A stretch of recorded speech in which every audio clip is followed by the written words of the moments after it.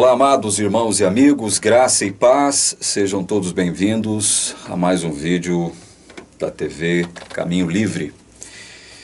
Para a tristeza dos inimigos deste canal, pela graça do Senhor, nós aqui estamos para mais um vídeo. Eu fiquei algum tempo sem publicar nenhum trabalho em função de afazeres pessoais, muito trabalho, muita correria, muito estudo, muita pesquisa. Nós aqui procuramos nos cercar de certos cuidados para que a gente não cometa nenhum tipo de injustiça do ponto de vista teológico, né? Que a gente não cometa nenhum engano, enfim, que a gente faça as coisas dentro da sua normalidade, faça as coisas de modo correto, de modo equilibrado, né? Apoiados única e exclusivamente na Bíblia Sagrada. Falando nisso, eu quero responder a um irmão que me abordou aqui no canal, me perguntando qual é a Bíblia que eu utilizo aqui. Eu quero responder para ele que eu utilizo a Bíblia de Genebra. É a Bíblia de Genebra que eu utilizo, irmão, aqui, tá? Uma das Bíblias mais antigas e mais tradicionais do mundo é a Bíblia de Genebra. E um outro irmão me perguntou algo sobre dom de línguas, me perguntando se eu tinha intenção de falar sobre dom de línguas aqui. Eu quero dizer a esse jovem irmão que me questionou a esse respeito o seguinte: meu prezado e nobre jovem, eu não falarei sobre este tema, porque este é um tema que eu não domino, eu não estudei esse tema, eu não me sinto capaz de falar sobre esse tema, o dom de línguas. Então, as minhas opiniões, os meus, vamos dizer, os meus achismos, não é? São coisas minhas, são coisas pessoais. Aquilo que eu entendo sobre dom de línguas vai ficar comigo, não é? E eu não pretendo trabalhar este tema aqui porque eu não o estudei. Então, eu não tenho autoridade, eu não tenho chancela para poder falar sobre o dom de línguas aqui, tá bom, meu irmão? Mas fica na paz do Senhor aí. Amados, vocês estão vendo aqui atrás que o meu computador está aqui ligado e eu estou no YouTube, mais precisamente no testemunho de um ex-satanista chamado Roger Murnau. Eu não pude entender bem de onde ele é, não assisti todo o depoimento, todo o testemunho desse ex-satanista que se converteu à Igreja Adventista do Sétimo Dia, mas eu gostaria de salientar uma afirmação que este adventista do sétimo dia, Roger Murnau, que escreveu o livro Viagem ao Sobrenatural, faz em relação aos adventistas do sétimo dia. Eu gostaria de pegar esta declaração que ele, aqui no seu depoimento, diz que o diabo fez a ele, enquanto satanista, uma afirmação relacionada aos adventistas do sétimo dia. Eu quero pegar esta afirmação e compará-la com algumas outras afirmações de um jovem angolano chamado Gabriel, né, que também segundo a Igreja Adventista, um ex-satanista. Ele é de Angola, ele concedeu um depoimento, um testemunho ao pastor Manassés Queiroz, da Novo Tempo, que é a TV Adventista, lá mesmo, lá em Angola. E esse vídeo do testemunho do Gabriel, jovem ex-satanista angolano, está correndo pela internet. E eu tive a oportunidade de assistir esse vídeo umas 4 ou 5 vezes. Evidentemente, eu estou aqui não para desqualificar o jovem Gabriel. Não estou aqui para falar que o jovem Gabriel está mentindo, que ele não é sincero, que ele não é uma boa pessoa. Nada disso, nada disso. Nós não iremos entrar nesse mérito. Nós vamos simplesmente analisar algumas afirmações do jovem Gabriel, ex-satanista, que concedeu aí um testemunho a um pastor adventista, e esse testemunho hoje corre aí pela internet. Um desses testemunhos tem a introdução de 2 editores da Casa Publicadora Brasileira. Não citarei o nome deles por uma questão de respeito. Mas eles dizem que o testemunho do Gabriel, esse jovem angolano, adventista do sétimo dia hoje, ex-satanista, ele é diferente dos demais testemunhos de outros ex-satanistas que estão aqui pela internet, porque o testemunho do Gabriel, segundo esses dois editores da casa, são coerentes com a Bíblia.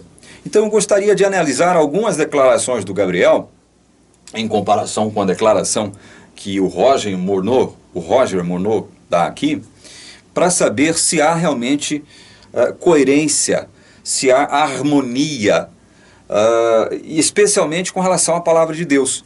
É óbvio que eu não pretendo explorar todo o depoimento, todo o testemunho do Gabriel, o jovem angolano. Eu não tenho tempo, não teria tempo para isso aqui.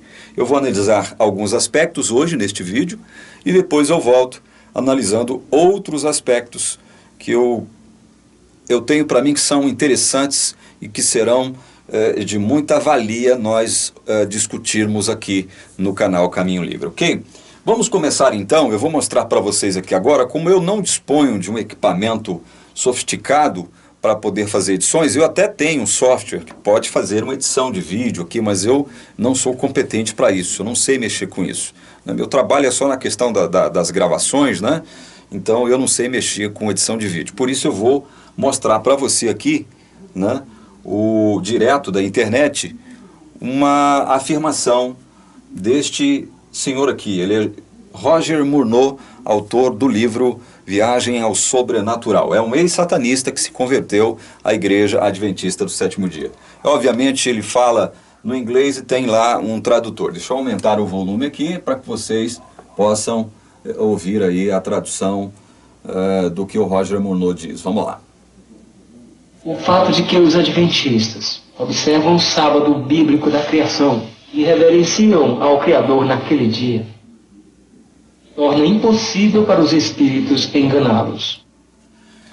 Vejam, essa é a afirmação. Essa é a afirmação que eu gostaria de comentar aqui, juntamente com outras afirmações do jovem Gabriel lá de Angola. O Roger Morneau, ex-satanista, que se converteu à Igreja Adventista, está dizendo aqui que Satanás, ou os demônios, lhe afirmaram o seguinte, que pelo fato de os adventistas guardarem o sétimo dia da semana, o sábado, o quarto mandamento, isso faz com que seja impossível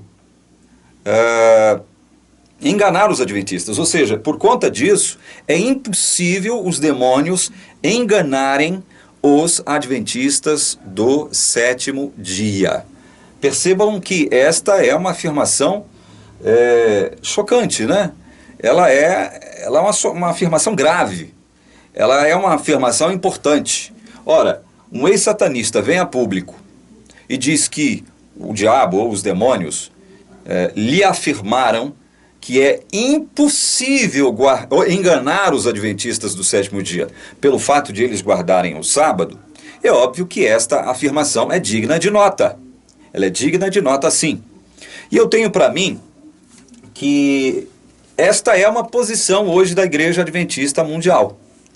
Porque, do contrário, a organização adventista não permitiria que este testemunho veiculasse na internet. Ela não permitiria esse testemunho veiculando aí à torta e à direito livremente na internet. Portanto, quero crer que a Igreja Adventista como instituição que ela concorda com esta suposta afirmação dos demônios aqui para o Roger Morneau.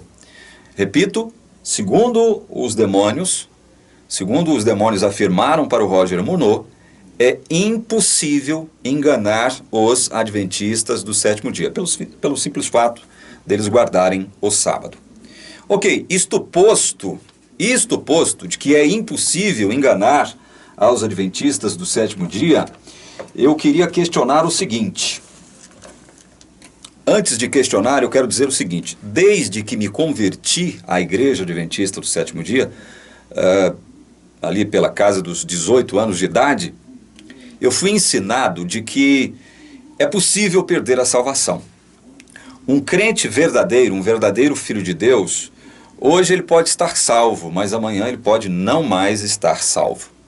É uma crença comum ao adventismo do sétimo dia. A crença de que é possível perder a salvação. Um crente verdadeiro, um filho de Deus verdadeiro, pode perder a salvação.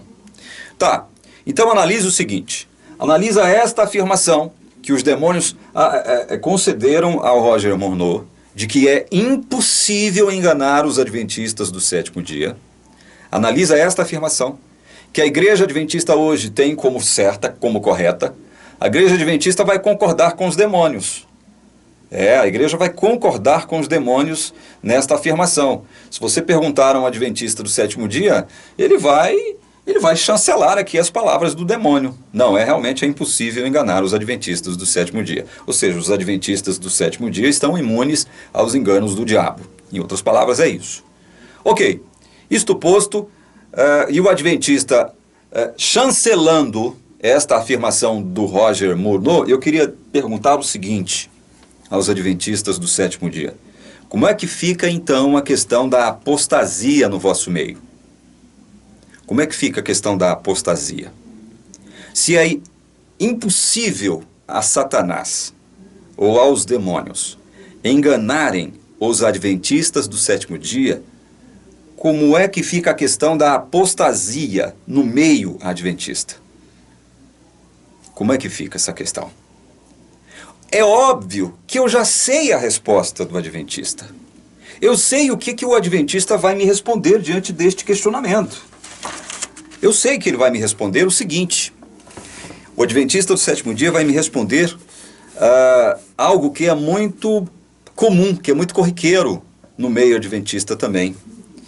Eles vão dizer o seguinte, olha, todos aqueles que se apostatam e permanecem apostatados da igreja adventista do sétimo dia, é porque nunca foram verdadeiramente adventistas do sétimo dia. Nunca foram. É isso que vai me responder o adventista do sétimo dia. Ora, eu continuo então. Se estes que apostataram, ou seja, abandonaram a igreja adventista, saíram de lá e nunca mais voltaram, se eles nunca foram verdadeiramente adventistas, é óbvio supor que eles nunca foram verdadeiramente salvos. Não é verdade? Eu só posso chegar a essa conclusão também. Só posso chegar a essa conclusão. O adventista se converte, é batizado, permanece na igreja um tempo. Aí ele sai, abandona a igreja e não volta mais para a igreja. O adventista que permanece vai dizer o seguinte, olha, este cidadão que apostatou e nunca voltou, ele não voltou porque ele nunca foi verdadeiramente adventista do sétimo dia. Essa é a explicação. Ou seja, é uma questão de lógica você, adventista do sétimo dia, admitir o seguinte, então, que aquele adventista que permanece na igreja adventista, ou até mesmo sai por um período e volta, ele é um adventista verdadeiro. Portanto, ele foi verdadeiramente salvo. Porque ele ou permanece na igreja adventista, ou então ele saiu por algum tempo, se desviou por algum tempo, voltou à igreja adventista, porque, segundo o entendimento da igreja, ele sempre foi um verdadeiro adventista. Foi uma pessoa verdadeiramente salva.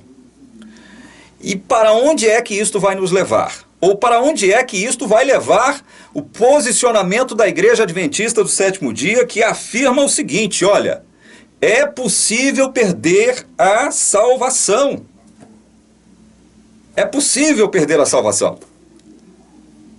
Então, o adventista está aqui diante de um impasse. Diante de um impasse. E esse impasse é grave, muito grave para a igreja adventista do sétimo dia. São duas afirmações assumidas pela igreja adventista do sétimo dia que não podem, elas não se sustentam ao mesmo tempo. Não há como a igreja adventista do sétimo dia sustentar as duas afirmações ao mesmo tempo. Quais sejam?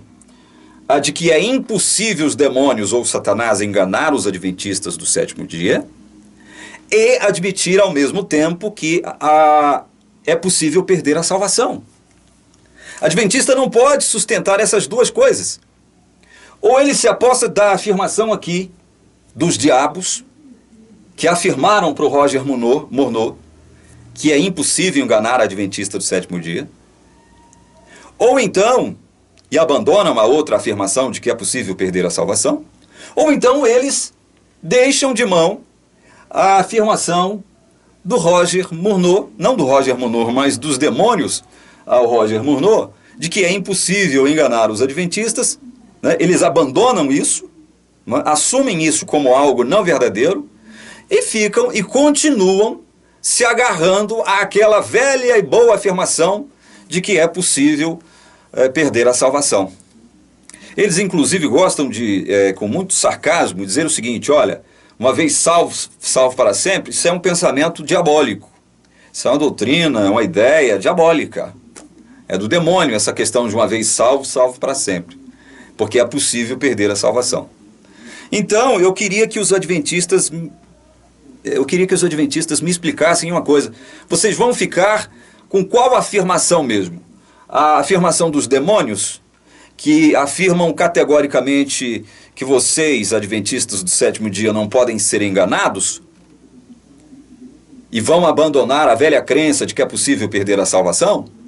Ou vocês vão se agarrar a essa velha e tola crença de que é possível um crente verdadeiro perder a salvação e largar de mão essa afirmação que os demônios fizeram aqui ao Roger Morneau? Vocês têm que escolher. Vocês têm que escolher uma dessas afirmações de vocês, né? Vocês têm que escolher uma dessas afirmações. Porque assumir as duas ao mesmo tempo não dá. Vocês vão cair em contradição consigo mesmos. Vocês teceram essa rede. Vocês estão caindo na própria rede que vocês teceram. Portanto, vocês decidam. Se os adventistas do sétimo dia estão imunes aos enganos do diabo, como explicar a apostasia em seu meio? Só resta uma resposta plausível aos adventistas do sétimo dia. Todos aqueles que se apostatam e permanecerem apostatados da igreja adventista do sétimo dia é porque nunca foram verdadeiramente adventistas. Se nunca foram adventistas verdadeiros, nunca foram salvos. O adventista tem que admitir isso. De onde se depreende que para a igreja adventista do sétimo dia, um adventista verdadeiro jamais perderá a salvação. Logo, a igreja adventista do sétimo dia se vê diante de uma flagrante contradição por admitir que é possível perder a salvação. E aí, vocês vão ter que escolher agora. Vocês vão ter que escolher. Eu queria mostrar para vocês agora uma declaração do Gabriel, no testemunho dele, onde ele diz que foi educado, enquanto satanista, a ser inimigo dos adventistas do sétimo dia e a ser amigo dos adventistas no sétimo dia. Prestem atenção nessa afirmação do Gabriel, aqui ó, no testemunho dele. Quer ver? Escutem. Fui ensinado a nunca me tornar amigo dos adventistas do sétimo dia. Mas eu poderia compartilhar com os adventistas no sétimo dia. Poderia ser amigo dos adventistas no sétimo dia e inimigo dos adventistas do sétimo dia, que são fiéis a Deus, que obedecem. E eu poderia, por intermédio dos adventistas no sétimo dia, transmitir o conhecimento para que, por sua vez, tornasse uma confusão dentro das suas igrejas. Vocês estão percebendo aqui,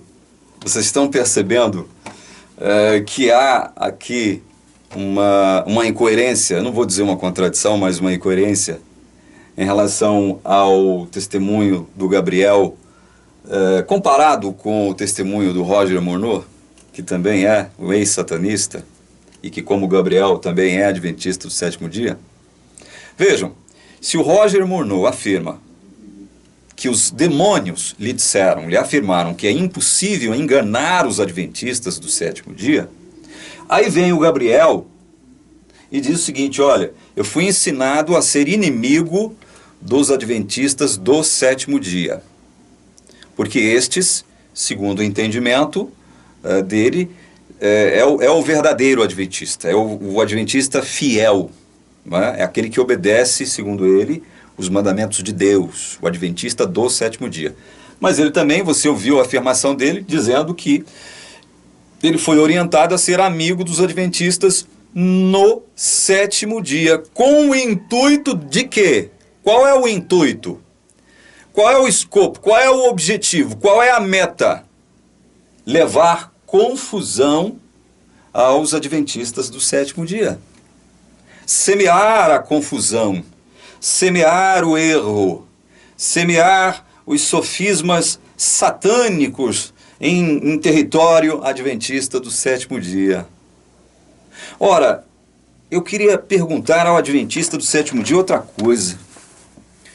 Será que os demônios que assessoravam lá o Roger Murnau são diferentes dos demônios que controlavam a vida do jovem Gabriel enquanto satanista? Será que esses demônios possuíam objetivos diferentes?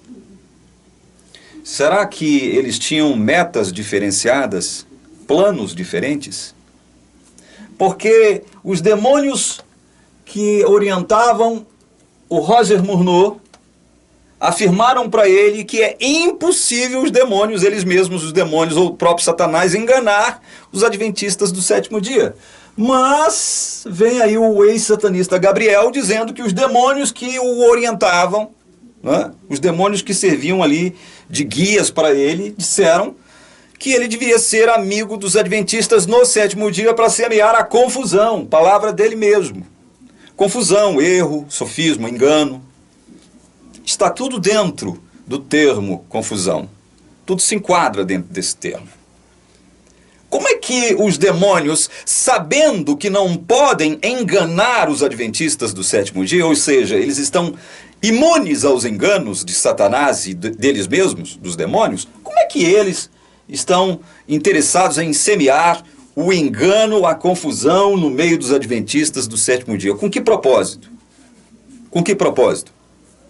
Será que é com o propósito de tirar da igreja o falso adventista? Será que é esse o propósito?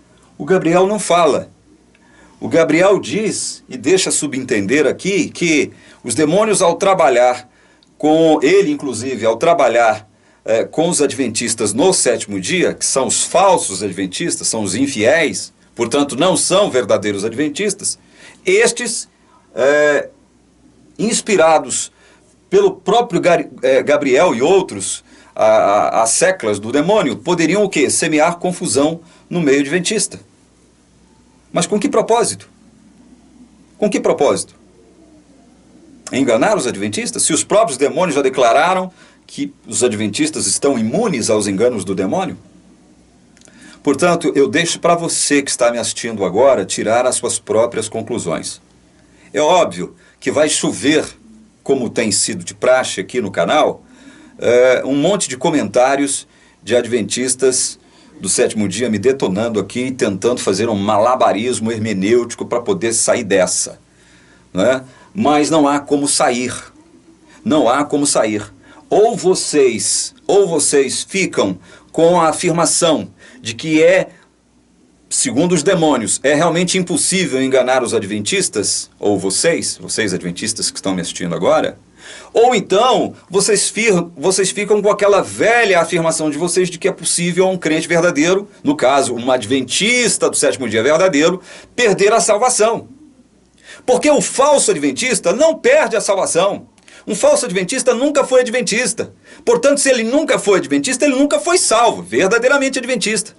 Se ele nunca foi verdadeiramente adventista, ele nunca foi verdadeiramente salvo. Se ele nunca foi verdadeiramente salvo, quando ele sai da igreja, o que ele está perdendo?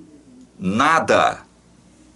Eu não posso perder aquilo que eu não tenho, ou aquilo que eu nunca tive, que eu nunca possuí. E aí, adventistas do sétimo dia, como é que vocês ficam diante desta... Eu estou fazendo tudo para não chamar de contradição, né? Mas eu não vejo outro caminho a não ser afirmar que isto é sim uma contradição. É sim uma contradição. Então, amados, Vocês percebem que no testemunho do jovem Gabriel, que eu não consigo ver desonestidade da parte dele? Não consigo. Eu olho para o Gabriel e vejo um jovem sincero, um jovem leal, fiel à igreja a que ele pertence, que é a igreja adventista. Só que dentro do testemunho do Gabriel existem muitas incoerências e muitos erros bíblicos, diferentemente do que disseram aqueles dois editores da Casa Publicadora Brasileira ao introduzirem o vídeo aqui do Gabriel. Há muitas incoerências, há muitas afirmações do Gabriel que não podem ser sustentadas pelas Sagradas Escrituras, pela Bíblia. Eu vou mostrar para vocês aqui mais algumas incoerências, porque são muitas. São muitas. Eu vou mostrar para vocês aqui mais algumas incoerências do jovem Gabriel. E depois, num próximo vídeo, eu quero trabalhar outras afirmações antibíblicas que ele faz aqui no testemunho dele. É importante que se diga isso. É importante que se diga isso. Vejam, quer ver? Deixa eu apagar aqui esse testemunho, aqui e esse. E agora eu quero mostrar para vocês o seguinte. O jovem Gabriel aqui, ele disse, num determinado ponto do seu testemunho, o seguinte, que ele não sabia quem era Cristo. O Cristo, que por sua livre e soberana vontade vai até Gabriel, segundo depoimentos dele, com o intuito de libertá-lo das garras de Satanás e dos demônios, esse Cristo era desconhecido pelo Gabriel. Gabriel mesmo, ele afirma aqui que ele não conhecia a Jesus. Ele afirma aqui que ele não conhecia a Jesus. Quer ver? Vejam aqui o testemunho de Gabriel dizendo que ele não conhecia a Cristo. Vamos ver aqui.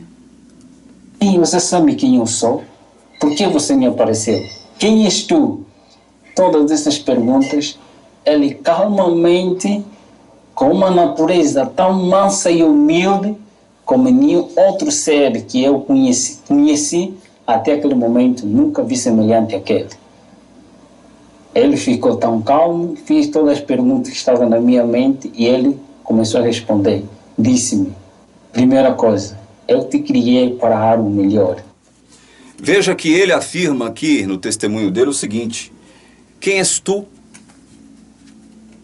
Quem é você? Ou quem é o Senhor? Ou seja, é uma pergunta natural de quem é abordado por uma pessoa desconhecida. Se você é abordado por uma pessoa a quem você desconhece, é natural que você pergunte para ela, quem é você? Eu não te conheço. Qual é o seu nome? De onde você vem? O que você quer? Para onde você vai? Quem é você?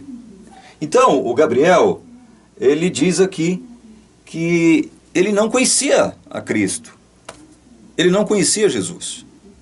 Mas em outro lugar, ele diz, aqui, quer ver? Olha só a afirmação de Gabriel dando contas de uma afirmação que Jesus faz a ele. Quer ver? Olha só, olha a afirmação que Jesus faz a ele. Eu apareci porque você pediu com que eu aparecesse. Você quer liberdade, eu sou a liberdade. Você quer salvação, eu sou a salvação. Eu apareci porque você me pediu que eu aparecesse. Como que Gabriel podia pedir a Jesus para aparecer se ele não conhecia Jesus, não sabia quem era Jesus, não sabia de quem se tratava Jesus, não conhecia o poder de Jesus? Como que então Jesus pode afirmar para Gabriel que ele, Jesus, apareceu para Gabriel porque Gabriel pediu que ele aparecesse? Isso também é uma incoerência. Não dá para aceitar estes fatos. Se você afirma, olha, eu não sabia quem era Cristo. Tanto é verdade que quando ele aparece a mim, eu pergunto, quem és tu? Né? Quem é o Senhor? Aí Jesus diz para ele, não, eu apareci para você porque você pediu que eu aparecesse.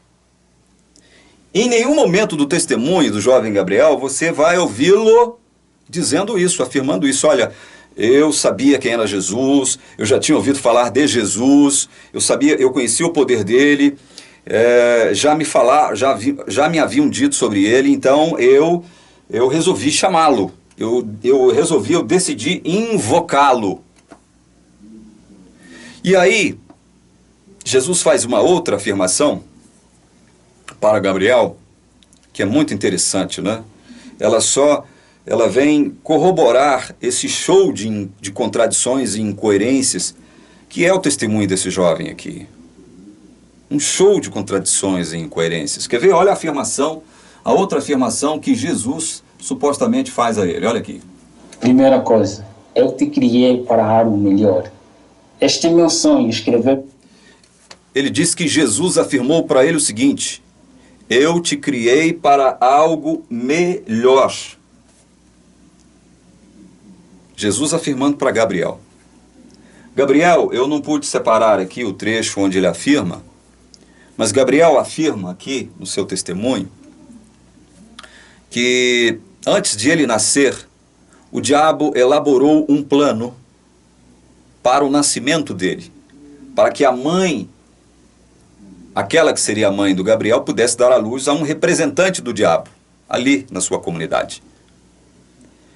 E a mãe dele estava impossibilitada de se engravidar, de gerar filhos. E foi sob a orientação do próprio diabo que a mulher passou a conceber, passou a ter a capacidade de concepção, de dar à luz. Ou seja, o diabo então elaborou um plano para o nascimento do jovem Gabriel, que representaria ele ali na sua comunidade, na sua ambiência.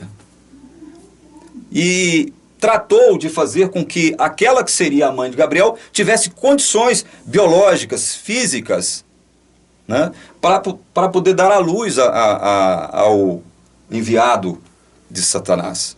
Tanto é verdade que, segundo o depoimento dele mesmo, ele teve um irmão que se chama Carlos, é o mais velho, mas o diabo afirmou para os seus pais que não seria aquele, mas o que nascesse depois do Carlos, que foi o Gabriel, o escolhido do diabo. Ou seja, então quem é que na verdade planejou a existência de Gabriel? Foi o diabo ou foi Cristo, segundo ele afirmou aqui, dizendo que Jesus disse para ele: olha, eu te criei para algo melhor. Sabe por que eu estou fazendo essa pergunta? Porque se o adventista do sétimo dia crer que realmente foi Jesus que criou Gabriel para algo melhor, sendo que Gabriel era um cativo do diabo, um escolhido do diabo, eleito do diabo, mas aí aparece Jesus dizendo: não, eu te criei para algo melhor.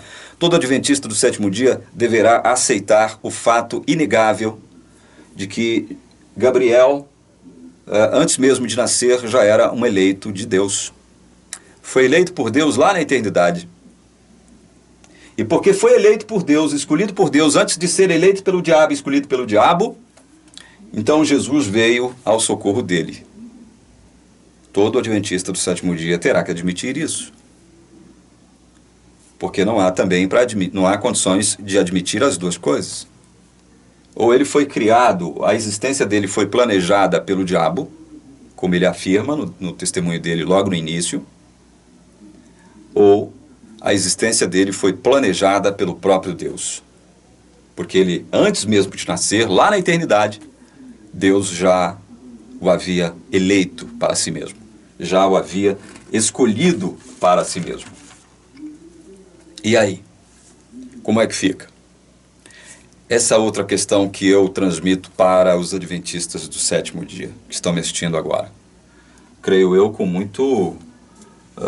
muita raiva de mim, né? Como sempre acontece. Amados, eu queria comentar agora um último aspecto do testemunho do Gabriel, e eu vou fechar o vídeo com esse último comentário. O Gabriel afirma aqui, prestem atenção nessa afirmação do Gabriel aqui, olha. Conflito só existe quando o ser humano, o homem, escolhe por sua própria livre, espontânea vontade ser de Deus, Deus age e diz: este é meu voluntariamente, porque ele decidiu escolher, então ele aparece para proteger este indivíduo. E por sua vez também, quando o homem por si mesmo escolhe ser não de Deus, mas desobedecer a Deus, os anjos aparecem e clamam que este é nosso por sua espontânea vontade. E as orações de... Viram aí? Vocês puderam captar outra grande incoerência bíblica que o jovem Gabriel acabou de afirmar aqui agora? Ele disse claramente, eu vou tentar traduzir, né? Evidentemente.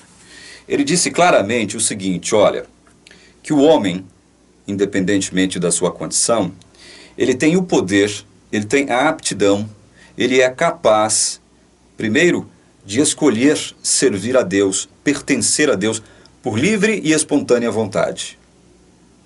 Ele disse isso.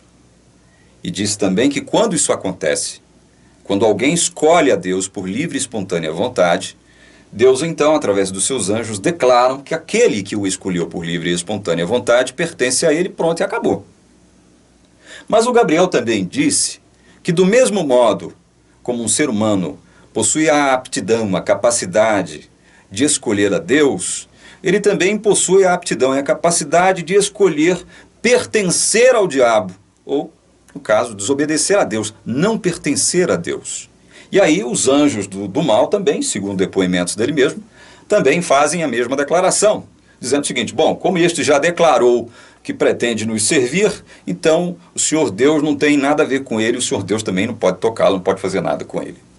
Em outras palavras, acompanhe só como isso é grave, como isso é gravíssimo segundo a Bíblia. Porque, em outras palavras, o que o Gabriel está dizendo aqui, através dessas duas afirmações, é que o ser humano que vem a este mundo, ele vem a um mundo neutro e indiferente, tanto a Deus quanto ao mal. Ele vem a um mundo onde há essa possibilidade de todos os seres humanos viverem como se estivessem vivendo numa bolha de neutralidade e indiferença, tanto a Deus quanto ao diabo. E nós, cristãos, que estudamos a Bíblia, que prezamos a Bíblia como palavra autorizada de Deus, nós sabemos que isso não existe.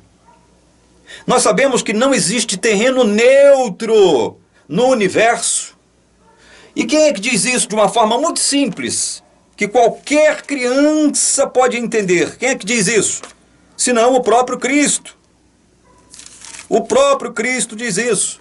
Aqui em Mateus, capítulo 12, verso 30, ele diz o seguinte, olha, quem não é por mim é contra mim, e quem comigo não ajunta, espalha. Até uma criança pode entender isso. É uma afirmação simples, porém cheia de significado. Uma afirmação do nosso Senhor dizendo o seguinte, olha, em outras palavras, não há terreno neutro neste universo, neste cosmos, neste aion, neste eon, neste mundo, queira você. Não há terreno neutro aqui. Ou você está a meu favor, ou você está comigo, diz Jesus. Ou você está contra mim, ou você está espalhando contra mim. Não há terreno neutro. Não há.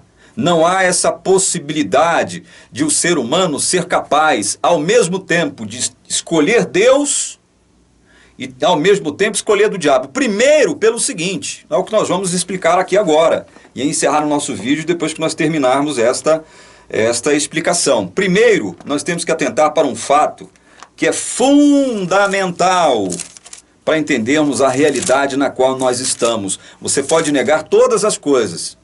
Você pode negar filosofia, você pode negar uma doutrina, você pode negar um postulado, uma tese, uma teoria, né? Mas você não pode negar a realidade, o chão em que você vive. E eu digo isso com base no que eu vou ler aqui agora. Olha, presta atenção. 1 João, capítulo 5, versos 18 e 19. Diz assim, sabemos que todo aquele que é nascido de Deus não vive em pecado. Antes, aquele que nasceu de Deus o guarda. E o maligno não lhe toca. O maligno não lhe toca. Ou seja, não é preciso um ex-satanista vir a público, na internet, na TV, ou seja lá onde for, dizer para a gente que um filho de Deus não pode ser tocado pelo inimigo ou pelo maligno, que é o próprio diabo, sem a permissão de Deus. Não é preciso vir alguém de fora e dizer isso para a gente, não, porque a Bíblia está afirmando isso para nós cristãos. A Bíblia já está afirmando, aquele que nasceu de Deus o guarda e o maligno não lhe toca. Não é preciso o jovem Gabriel chegar para nós e dizer o seguinte, olha, eu fui satanista, eu descobri que então aquele que pertence a Deus, nós não temos autorização nem autoridade para tocar nele, sem a permissão de Deus. Ora, nós já sabemos disso e sabemos disso há muito tempo também. Por um outro episódio muito conhecido de todos os cristãos, lembram-se da história de Jó? Quem é que foi que tomou a iniciativa de apresentar Jó para quem? Quem foi que tomou a iniciativa? Porque muitos pensam o seguinte, muitos pensam equivocadamente, contrário à palavra de Deus, foi o diabo que chegou diante de Deus e disse o seguinte, Senhor, tá vendo lá Jó? Riquinho, em paz, bonitinho, próspero, família grande, muita riqueza, né? Mas ele só é assim porque ele só te serve, só é fiel ao Senhor, porque o Senhor acumula ele de bênçãos. Ou seja, muita gente pensa que quem tomou a iniciativa de evocar Jó para Deus foi o diabo. Quando a Bíblia afirma, não vou abrir porque a gente não tem tempo, quando a Bíblia afirma justamente o contrário, quem toma a iniciativa de falar de Jó é Deus. É Deus que toma a iniciativa de falar de Jó para o diabo. Não foi o diabo que tomou a iniciativa de falar de Jó para Deus. E Deus, sim, tomou a iniciativa de falar de Jó para o diabo. Ou seja, Deus concedeu 2 licenças, 2 permissões para que o diabo trabalhasse com Jó, só não tirasse a vida dele. Foi necessário Deus conceder uma licença especial, uma chancela especial, para que o diabo trabalhasse com Jó. Afetasse a vida de Jó de modo negativo, como nós já conhecemos a história. Então veja, não é preciso um jovem ex-satanista vir a público com essa coisa toda, sabe? Parecendo que está contando algo, sabe? Algo espetacular. Algo que nenhum cristão sabe. E aí eu termino lendo o verso 19, 1 João 5, que diz assim, sabemos que somos de Deus e que o mundo inteiro jaz no maligno. O mundo inteiro jaz no maligno. Quando foi que isso aconteceu? Que o mundo inteiro, o cosmos, o aion, o eon, são 3 palavras gregas para mundo. Quando foi que isso aconteceu? Que esse mundo passou a ser governado, evidentemente, com a chancela de Deus, porque Deus é soberano. Quando é que esse mundo passou a ser governado pelo maligno? Quando foi? Não foi lá no Éden? É claro que foi lá no Éden. Foi lá no Éden que Satanás usurpou o governo deste planeta das mãos do próprio Adão. Nós sabemos disso. A partir do pecado de Adão e Eva lá no Éden, o mundo inteiro jaz no maligno. Isso não significa que Deus não tem os seus aqui. Claro que Deus tem os seus. Adão e Eva foram eleitos. Não é? Nós sabemos disso. Foram eleitos de Deus. Deus providenciou-lhes o resgate, a salvação. Lá no Éden mesmo. Matando o cordeirinho, você vai lá ver, em Gênesis 3 você vai ver isso. Mas ali no Éden, Adão perde o domínio, o governo, a administração, a gerência deste mundo. Ali no Éden. E a partir do Éden, olha só o que aconteceu com a mente humana. Olha só. A mente humana, como o jovem disse aqui, nós também cristãos já sabemos isso de cor e salteado. A mente cristã é o território onde o inimigo trava uma batalha, não é? Ou pelo menos tenta travar essa batalha para nos conquistar. Não é verdade? Claro que é, nós sabemos disso. Mas olha aqui, o mundo inteiro jaz no maligno, diz-nos o apóstolo João. Mas Moisés, em Gênesis, já nos dizia o seguinte, olha, Gênesis 6, 5. Viu o Senhor que a maldade do homem se havia multiplicado na terra e que era continuamente mal todo o desígnio do seu coração. Era continuamente mal todo desígnio do seu coração. Quer uma afirmação mais ampla, geral e restrita, profunda, mais do que essa, a respeito da condição humana depois do pecado? Era continuamente mal todo desígnio do quê? Do coração humano. Coração, mente. continuamente mal todo o desígnio do coração, da mente humana. Ou seja, todas as pessoas que nascem nesse mundo já nascem cativas do diabo. Já nascem cativas do diabo, já nascem em pecado. Salmo 51, verso 5. Já nascem sob a condenação de Adão. 1 aos Coríntios 15, 21, 22. Nascem mortos. Efésios 2, 1. Nascem já cativos do diabo. Quer ver? Vamos ver isso? A gente está lendo aqui alguns textos, eu citando, aliás, alguns textos, mas é bom a gente ler. Olha, Timóteo 2, 24 a 26 diz assim, presta atenção para você ver, eu estou escrevendo para você a condição humana, a condição de todo aquele que vem a este mundo de modo natural, pela vontade do pai e da mãe, antes de pertencer a Deus. Então veja, olha só. Ora, é necessário que o servo do Senhor não viva a contender, e sim deve ser brando para com todos, apto para instruir, paciente, disciplinando com mansidão os que se opõem, na expectativa de que Deus lhes conceda não só o arrependimento para conhecerem plenamente a verdade, ou seja, para conhecer a verdade de forma plena, é preciso a concessão de Deus. Para nós arrependermos, é preciso a concessão de Deus, a intervenção de Deus. Disciplinando com mansidão os que se opõem, na expectativa de que Deus lhes conceda não só o arrependimento para conhecerem plenamente a verdade, mas também o retorno à sensatez, livrando-se eles dos laços do diabo, tendo sido feitos cativos por ele para cumprirem a sua vontade. Cativos por ele para cumprirem a sua vontade. Todo ser humano que nasce nesse mundo nasce cativo do diabo. Nasce com a propensão para cumprir somente a vontade do diabo e não a vontade de Deus. É isso que Paulo está dizendo aqui. Olha o que Pedro diz. Abra em 1 Pedro, capítulo 2, 19. 1 Pedro, aliás, 2 Pedro, né? 2 Pedro 2, 19. 2 Pedro 2, 19 diz assim: prometendo-lhes liberdade, quando eles mesmos são escravos da corrupção, pois aquele que é vencido fica escravo do vencedor. Nós nos tornamos em Adão escravos do vencedor, diabo, lá no Éden.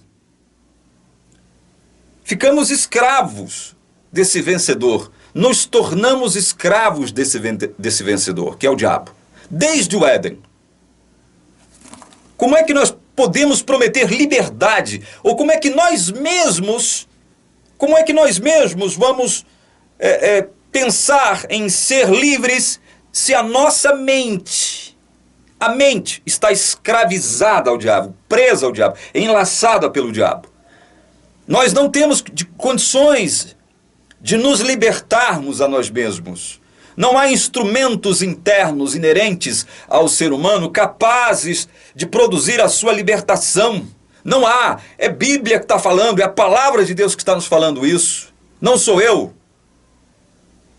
Então, nós temos que entender o que esse jovem fala. Muitas das coisas que esse jovem fala a respeito do diabo, a respeito da relação do diabo com os perdidos e com os filhos de Deus, com base na palavra de Deus e não somente no que ele diz, porque ele diz muita incoerência, ele fala de muita contradição, outras vezes ele fala muita bobagem, outras vezes ele fala de coisas que nós cristãos já estamos carecas de saber, Então vejam, analisem comigo então Romanos, mais um texto que fala sobre uma condição humana. Romanos 8, 7 e 8 diz assim: por isso o pendor da carne, ou seja, a inclinação da carne, é inimizade contra Deus, pois não está sujeito à lei de Deus, nem mesmo pode estar. Paulo está falando aqui que esse pendor da carne com o qual todo ser humano nasce com ele, não pode estar sujeito à lei de Deus. Não pode, é impossível, não pode, impossível. Está dizendo que nós nascemos aqui nesse mundo inimigos de Deus. Está aqui o verso 7, claro como a água mais cristalina. Dizendo aqui, afirmando que todo ser humano que nasce aqui, nasce com esse pendor da carne, evidentemente pendendo contra Deus. Inimigo de Deus, não podendo estar sujeito à lei de Deus. Ou seja, é impossível um ser humano carnal estar sujeito à lei de Deus. Impossível. Olha o verso 8. Portanto, fechando a conta aqui, portanto, os que estão na carne não podem agradar a Deus. Não podem, ou seja, não possuem aptidão, não possuem neles mesmos capacidade inerente, natural, para poder agradar a Deus. É a Bíblia Sagrada, é a palavra de Deus que está falando, não sou eu. Portanto, quando o jovem Gabriel se apresenta aqui para o mundo inteiro, na internet, dizendo o seguinte, que o homem tem tanta liberdade para escolher Deus como a liberdade para escolher o diabo, ele está, em outras palavras, dizendo que o ser humano, quando vem a esse mundo, ele vem numa condição neutra, indiferente. Indiferente, neutra, tanto a Deus quanto ao diabo. Ele nasce numa espécie de bolha, uma bolha. E ele, então, é que vai decidir se, por sua livre, entre aspas, espontânea vontade, se quer servir a Deus, quer pertencer a Deus, ou se, por livre, espontânea vontade, quer pertencer ao diabo. Meu Deus do céu, isso não existe. A Bíblia está afirmando que quando nós nascemos aqui nesse mundo, nós já nascemos como que pertencendo ao diabo. Cativos, presos, escravizados por ele, com a nossa mente, produzindo continuamente só pensamentos maus, contrários a Deus. É isso que a palavra está dizendo. Analisem comigo agora João capítulo 8, verso 44. Diz assim, João 8, 44. Vós sois do diabo, que é vosso pai, e quereis satisfazer-lhe os desejos. Fica até aqui. Veja, vós sois do diabo, que é vosso pai, e quereis satisfazer-lhe os desejos.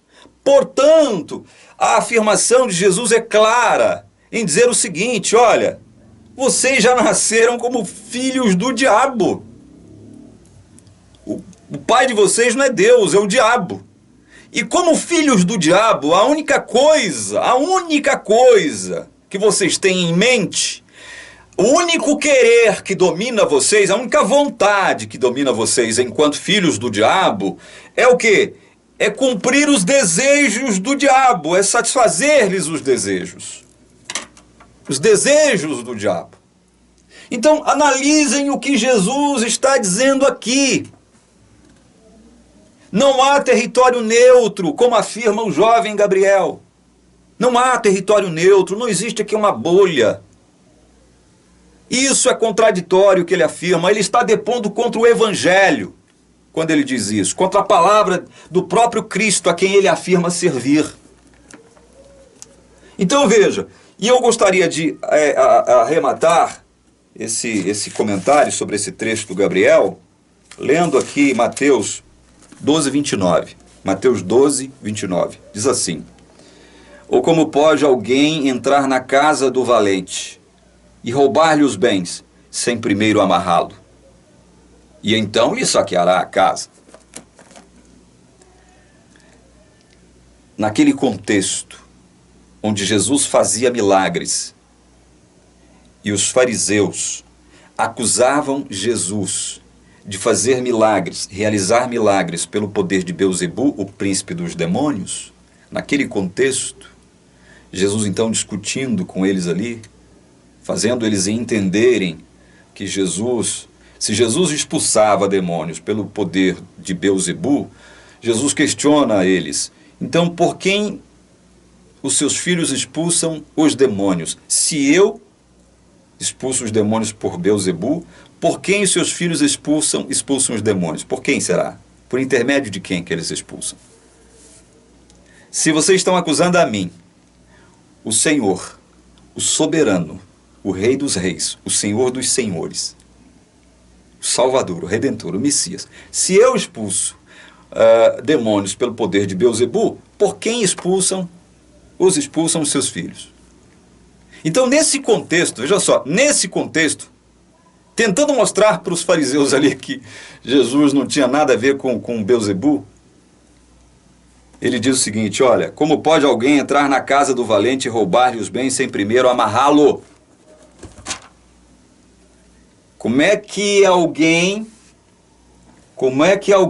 poderia tirar Gabriel das mãos do valente diabo sem primeiro amarrar o valente diabo? Será que Gabriel, o jovem Gabriel, teria o poder de se libertar ele mesmo, como ele afirma aqui, das garras do valente diabo por si mesmo? Será? Quem é então que teria que libertar o jovem Gabriel das amarras do diabo? Amarrando o diabo primeiro amarrando o diabo, para depois lhe tirar ali os bens. Não é isso que Jesus está tentando nos ensinar aqui? É claro que é isso que ele está tentando nos ensinar. Primeiro, para que alguém se desgarre das mãos do inimigo, do valente diabo, das garras dos demônios, Deus tem que fazer uma obra, e a obra é amarrar o inimigo. Deus tem que fazer a obra, amarrar o inimigo, e só depois ele retira o bem. Ou seja, não há a mínima possibilidade de um ser humano se desgarrar do inimigo por si mesmo. Não há. Não há nenhuma possibilidade. E outra coisa que o jovem Gabriel não consegue explicar é o seguinte: ele disse que Jesus apareceu a ele, Jesus foi ao encontro dele. Isso é teologia reformada. Isso é teologia reformada, isso não é teologia arminiana. Gabriel não poderia buscar a Jesus porque não conhecia Jesus, e ele mesmo diz isso. Então pense nisso. Eu vou voltar a tocar no assunto do testemunho do Gabriel. Pense nisso, que você fique com esses questionamentos e com essas afirmações da palavra de Deus. Eu volto numa outra oportunidade para comentar outros aspectos do testemunho dele, ok? Que Deus abençoe você, que a graça do Senhor esteja sobre você e sua família. Em nome de Jesus, amém.